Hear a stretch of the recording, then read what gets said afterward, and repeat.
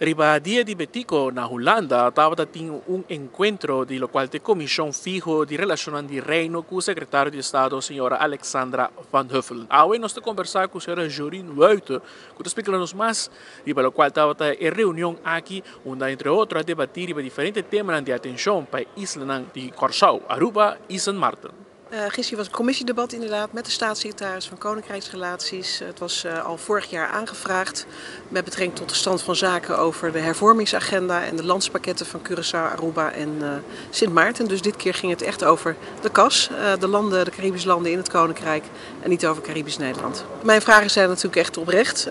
Het debat kwam op een tijd dat wij de onderlinge regeling die in de plaats treedt van de Caribische organisatie en ontwikkelings- en hervormingsorganisatie, die COHO, zo zijn we natuurlijk geïnformeerd dat die niet meer doorgaat.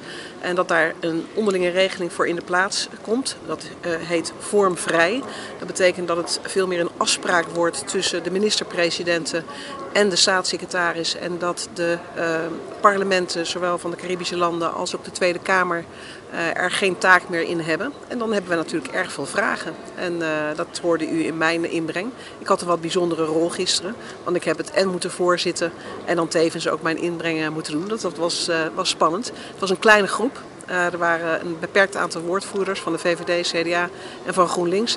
Maar het was wel een intense debat met de staatssecretaris, waar inderdaad veel vragen zijn gesteld. Maar waar wij vooral, zeker vanuit D66, vooral willen aangeven dat wij de staatssecretaris het vertrouwen ook geven om het proces voor te zetten en ook af te ronden. Want de intentie en de ambitie van de 3 minister-presidenten en de staatssecretaris is om die onderlinge regeling in maart te tekenen. Ik heb gisteren geen reden gehad tot angst. Wij hebben onze vragen gesteld. We hebben dus wat dat betreft aan het einde van het debat ook vooral het vertrouwen aan de staatssecretaris gegeven. Maar, zeg ik er natuurlijk wel bij, zeker met de lessen die wij na 2 jaar worstelen met die ontwerpwet van Tje naar COHO, moeten we wel zeggen dat we alert zijn op een aantal zaken. En wat mij betreft vind ik het ook belangrijk, wij zijn er blij mee met onze fractie, met D66.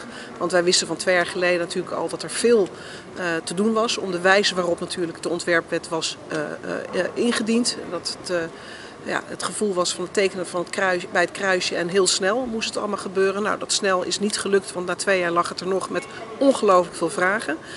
Maar dat proces van vertrouwen en ook het proces, dat vonden wij een belangrijke boodschap om gisteren ook in de vragen mee te nemen, is het eigenaarschap. Een hervormingsagenda die belangrijk is om sociaal-economisch duurzaam herstel, waar burgers beter van worden, op Aruba, op Curaçao en op Sint Maarten, om dat uiteindelijk tastbaar te maken, betekent wel dat je heel goed moet kijken van hoe doen we dat, wat voor hervormingen zijn er nodig, hoe kan Nederland daarbij effectief assisteren en dat wij zeker natuurlijk onze eigenstandige taak hebben als Tweede Kamer en als parlement. En dat betekent ook de regering natuurlijk wel degelijk ook controleren op de keuzes die worden gemaakt, de prioriteiten die worden gesteld en of dat dus een pad naar duurzame verbetering en versterking is. Eigenaarschap vinden wij belangrijk. Dat zien we graag de komende weken en in een belangrijk jaar een stuk sterker. En dan gaat het niet alleen maar over het eigenaarschap van ook inderdaad de politiek in het parlement, maar ook van maatschappelijke organisaties, ook van het bedrijfsleven. Ook van stichtingen, van onderwijs, van volksgezondheidsorganisaties. Zodat het een proces is van allemaal op de Caribische landen. En dat is ook eigenlijk een boodschap die ik ook naar de landen zelf heb. Van doe eraan mee. Maak het proces relevant en tastbaar op alle eilanden. Dat blijf ik ook doen hier in de Tweede Kamer. Onze staatssecretaris hier vragen hoe het gaat, wat we doen, hoe we kunnen inzetten. Wat het betekent ook bijvoorbeeld voor wat betreft de liquiditeitsleningen die dit jaar terugbetaald moeten worden. Of dat ook anders kan. in hoeverre dat kan worden omgezet naar een ontwikkelings-investeringsagenda, dat zijn de vragen die ik ook stel. En ik hoop ook dat parlementen en ook andere maatschappelijke groeperingen binnen onze verschillende respectievelijke landen daar in dat proces meedoen.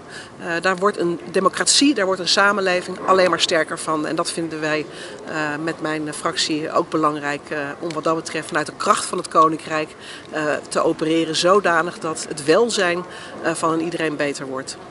Senhora Waito, pouco semana passada estava também riba nos Isla Aruba, para que papi com diferentes stakeholders, com diferentes perspectivas riba diferentes problemas, não somente para o qual o meio ambiente, entre outros, situação para Quitambos, mas também do setor de agricultura e diferentes retos que nos Isla têm que surpassar em venidero. De parte da fração dessas 60 Jorin Waito, seguro tem hope e atenção para seguir desenvolvendo de cerca, com o reto que nos Isla está passando dentro.